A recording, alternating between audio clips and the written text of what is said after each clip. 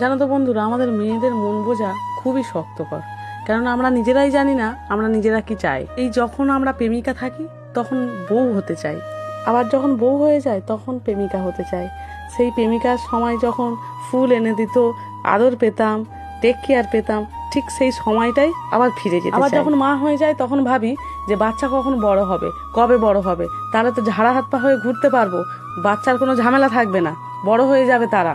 আবার শাশুড়ি হয়েও বৌমাদের ওপরে এইরকমভাবে ব্যবহার করে আসি, আমরা যেরকম সব জানি ওরাও তেমনি যেন সব জানে। আমাদের মধ্যে সে খেয়ালটাই চলে যায় যে আমাদের বয়স এখন 40 পেরিয়ে 50-এ পড়ে গেছে, আমরা অনেক কিছু জানবো, কিন্তু ওই 22 বছরের মেয়েটা বা 23 বছরের মেয়েটা ও আমাদের থেকে অনেক ছোট, ও জানতে কিছুটা বাকি আছে। আমাদের বয়সে যখন পৌঁছাবে নিশ্চয়ই সে জানবে। আমরা এটা বুঝি না, আমরা সব কিছু সবসময় পেতে চাই। তাও বন্ধুরা, এই তাড়াহুড়োর জীবনে তো